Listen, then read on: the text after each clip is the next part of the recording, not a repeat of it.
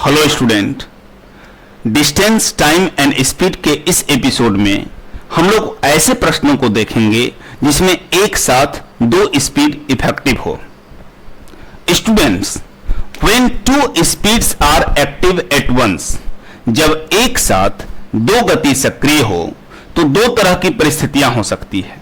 Number one, कि वो दोनों सेम डायरेक्शन में हों, यानी मान लो कि अगर यहां से ये रोड है और एक कैरेक्टर हमारा इधर जा रहा है तो दूसरा स्पीड भी मान लो इसी डायरेक्शन में जा रही है, तो यह क्या हो गया, both speeds are active in same direction.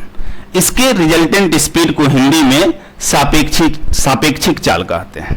उसी तरह से एक दूसरी परिस्थिति हो सकती है कि कोई डिस्टेंस है और इसमें कोई दो कैरेक्टर है जो एक दूसरे की ओर जा रहा है, तो एक तो ये अपोजिट डायरेक्शन हो गया, या किसी पर्टिकुलर जगह से दो कैरेक्टर एक दूसरे के अपोजिट जा रहा है, यह भी अपोजिट डायरेक्शन स्पीड का एग्जाम्पल हुआ। हिंदी में इसके परिणामी गति को, इसके रिजल्टेंट स्पीड को आपेक्षिक चाल कहते हैं।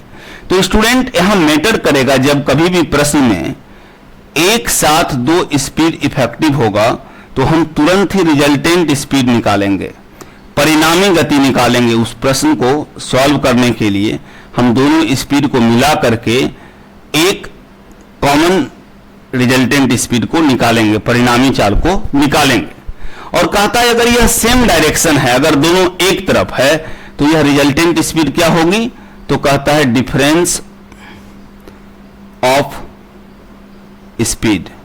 ये क्या होगी, तो कहता है ये चालों का अंतर होगी। सापेक्षिक चाल क्या होता है, जब एक साथ दो गति एक ही दिशा में सक्रिय हों तो सापेक्षिक चाल चालों का अंतर होती है। और अगर स्टूडेंट क्या हो कि दो स्पीड हो और दोनों अपोजिट डायरेक्शन में हो तो रिजल्टेंट स्पीड क्या होगी, सम ऑफ स्पीड, दोनों की चालों का योग। आपेक्षिक चाल इसको बोलते हैं, एक साथ दो गति सक्रिय हो और दोनों परस्पर विपरीत दिशा में हो तो परिणामी गति आपेक्षिक चाल कहलाती है, और ये क्या होगा, चालों का योग होगा। तो ये स्टूडेंट ध्यान में रखना है कि अगर कभी भी आपको दो स्पीड वाले क्वेश्चंस को करना है तो अगर दोनों सेम डायरेक्शन में रहेगा तो आप रिजल्टेंट स्पीड में डिफरेंस ऑफ स्पीड कर लीजिएगा, अगर दोनों अपोजिट डायरेक्शन में रहेगा तो आप रिजल्टेंट स्पीड में सम ऑफ स्पीड कर लीजिएगा। इसको और बेटर समझने के लिए हम लोग एक इलस्ट्रेशन लेते हैं। कहते हैं two cars starts running from same place at same time with the speed of 58 kilometre per hour and 30 kilometre per hour respectively. Find the distances between both car after 5 hours. Question number A, when both are running in same direction. Question number B, when both are running in opposite direction. अब student इस question में क्या है कि दो car हैं, car 1 की speed दी हुई है 58 किलोमीटर पर आवर, कार 2 की स्पीड दी हुई है 30 किलोमीटर पर आवर, टाइम दिया हुआ है 5 आवर्स। और फर्स्ट केस क्या हो गया कि जैसे एक जगह है, यहीं से दो कार चलना शुरू की, ये मान लो रोड है तो दोनों ही कार एक ही डायरेक्शन में चली, तो शुरू में तो मान लो दोनों साथ रहेगी, लेकिन जैसे जैसे आगे बढ़ेगा अगर स्पीड अलग अलग है तो दोनों में गैप होता जाएगा, तो 5 आवर्स के बाद गैप। तो कहता है एक साथ दो स्पीड इफेक्टिव है, और अगर दोनों, क्वेश्चन नंबर ए कहता है both are in same direction, तो कहता है आप रिजल्टेंट स्पीड निकालो, परिणामी गति निकालो, और ये क्या होगा, तो कहता है डिफरेंस ऑफ बोथ स्पीड। तो 58 माइनस 30 किलोमीटर पर आवर, या इसको आप सॉल्व कर लें तो 28 किलोमीटर पर आवर। तो स्टूडेंट रिजल्टेंट स्पीड दोनों कार का 28 किलोमीटर पर आवर और टाइम 5 आवर्स। तो जो क्वेश्चन का रिक्वायरमेंट है कि दोनों के बीच का जो डिस्टेंस है वो क्या होगा 5 आवर के बाद, तो डिस्टेंस क्या होती है, स्पीड इनटू टाइम। तो 28 5 the 140 kilometre is the right answer. अब सेम इसी डाटा का क्या है, कहता है when both are in opposite direction. तो both are in opposite direction, तो हम रिजल्टेंट स्पीड निकालेंगे अपोजिट डायरेक्शन के अकॉर्डिंग। तो कहता है क्या, एक 58 है दूसरा 30 है, तो रिजल्टेंट स्पीड हमारा क्या हो गया 58 plus 30 kilometre per our. Opposite direction में हम दोनों को जोड़ते हैं तो ये क्या हो गया student, resultant 88 kilometre per hour. अब resultant speed 88 kilometre per hour, time 5 hours, तो डिस्टेंस फिर हमने क्या पढ़ा है, स्पीड इंटू टाइम, तो क्या हो जाएगा 440 किलोमीटर।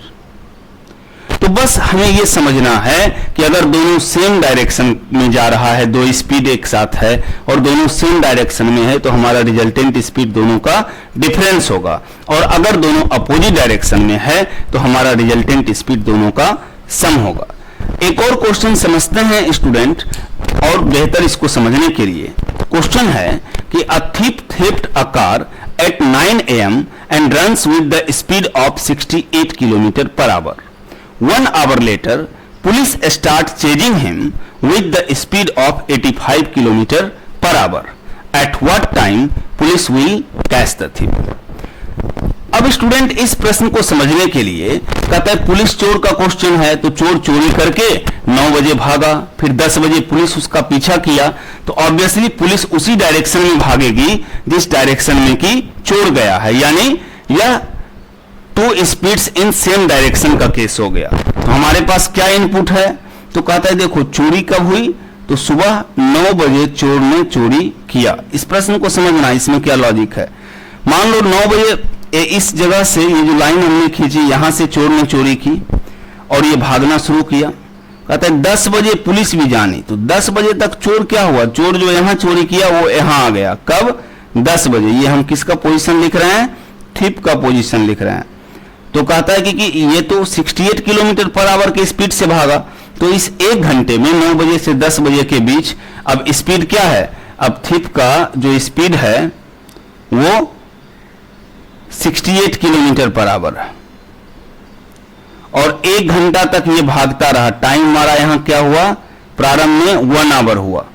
तो अब 1 आवर है तो डायरेक्ट में हम 68 लिख सकते थे, लेकिन अगर कभी टाइम चेंज रहेगा तो ये जो डिस्टेंस पुलिस और चोर के बीच, अब 10 बजे का केस क्या होगा कि 10 बजे पुलिस की पोजीशन यहां होगी, चोर की पोजीशन यहां होगी, तो अब जो दोनों के बीच का गैप है वही दोनों का रिजल्टेंट डिस्टेंस होगा, इनिशियल डिस्टेंस दोनों के बीच का होगा, और उसी के बेसिस पर हम लोग सॉल्व करेंगे।